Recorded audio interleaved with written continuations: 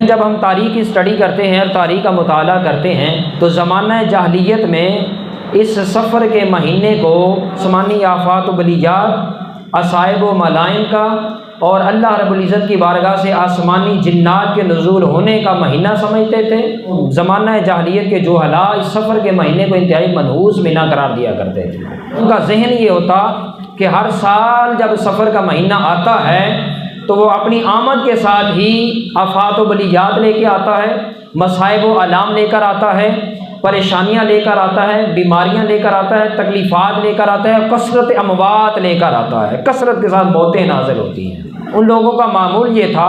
کہ ماہ سفر کے مہینے کے اندر نہ وہ شادی بیاہ کی تقریبات کرتے، نہ کسی کاروبار کا آغاز کرتے، نہ کسی کے ساتھ لین دین کے معاملات کرتے، نہ کوئی بھی معاشرتی اور سماجی زندگی کا کوئی بھی اہم پہلو سفر کے مہینے کے اندر وہ ہرگز نہ کرتے۔ جب ان سے پوچھا جاتا کہ تمہارے ایسا کرنے کا سبب اور وجہ کیا ہے تو جواباً وہ یہ کہتے کہ سفر کا جو مہینہ ہے یہ اللہ تعالیٰ کی طرف سے آفات و بلیات کا،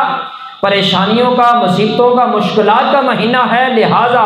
اس مہینے کے اندر کوئی بھی کار خیر ہم نہیں کرتے۔ اہل عرب اور اب کے جو جہلاء تھے وہ اس مہینے کو سفر المکان کہا کرتے تھے۔ سفر المکان کا لفظی معنی یہ لیا جاتا ہے کہ مکانات کو خالی کر دیا جاتا، آبادیوں اور بستیوں کو، گھروں کو خالی کر دیا جاتا، ویران کر دیا جاتا۔ اور جب ان سے پوچھا جاتا کہ تم ایسا کیوں کرتے ہو تو وہ کہتے کہ اگر ہم سفر کے مہینے میں گھروں میں رہتے ہیں تو ہمارے گھروں میں موت نازل ہوتی ہے، اگر ہم گھروں میں رہتے ہیں، کاروبار کرتے ہیں، معاملات کرتے ہیں تو اس کے اندر ہمیں آفات و بلیات کا سامنا کرنا پڑتا ہے۔ جو ہی ماہ سفر کا آغاز ہوتا تو عرب کے جہلاء اپنے گھروں کو خالی کر دیتے، ویرانوں میں نکل جاتے اور قتل و قتال اور جنگ و جدال کی وجہ سے بے شمار انسانی جانوں کے قتل ہو جایا کرتے، اور اس اعتبار سے بڑے بڑے خاندان اور پورے پورے گھر ویران ہو جایا کرتے۔ اور وہ لوگ سفر المکان کی حقیقی تفسیر بیان کر کے کہتے ہم نے کہا نہ تھا کہ سفر جیسے ہی آتا ہے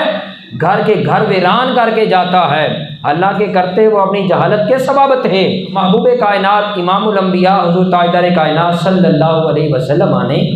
اسلام کی ابتدائی زمانہ مبارکہ کے اندر فرمایا کہ بندہ مومن مسلمان اپنی تربیت اس نہج پر کر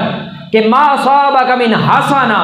تیری زندگی کے اندر جب بھی تجھے کوئی کامیابی ملے، جب بھی کوئی خوشی ملے، جب بھی کوئی انعام و اکرام ملے تو اس انعام و اکرام اور اس کامیابی کو تو اپنی محنت، اپنی جستجو، اپنی اسٹرگل اور اپنی کامیابی مت گن۔ باری تعالیٰ کیا کروں؟ فرمایا کہ سب سے پہلے تو یہ کر کہ اس نعمت کو اپنے رب کا انعام سمجھ اور اپنے رب کا اپنے اوپر فضل سمجھ، اور فرمایا کہ اس کے مد مقابل وما اصابک من سیئۃ فمن نفسک، فرمایا کہ اگر تجھے کوئی مصیبت آ جائے، کوئی پریشانی آ جائے، کوئی تکلیف آ جائے یا کسی آزمائش کے اندر تجھے مبتلا کر دیا جائے تو اللہ کا قرآن کہتا ہے کہ اے مومن مسلمان اس معاملے کو فمن نفسک، پھر تو یہ گمان کر کہ یقیناً مجھ سے ہی کوئی غلطی ہو گئی جس کی سزا کے طور پر مجھے اس آزمائش کے اندر ڈالا جا رہا ہے۔ کہ اگر کامیابی ملے، خوشی ملے تو اللہ کا انعام سمجھ، اللہ کا اکرام سمجھ، اللہ کا اپنے اوپر فضل اور احسان جان۔ اگر مصیبت آئے، پریشانی آئے، تکلیف آئے،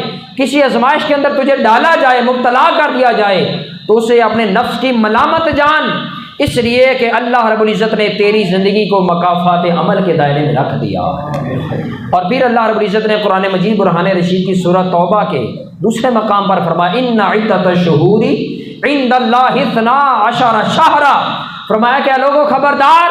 ماہ سفر کو منحوس کہنے والوں، ماہ سفر کو آفات و بلیات کا مہینہ کہنے والوں، اور ماہ سفر کو انسانی جان کی ہلاکت کا باعث کہنے والوں، سن لو تمہارا رب یہ فرماتا ہے ان عدۃ الشہور عند اللہ 12 شہرا،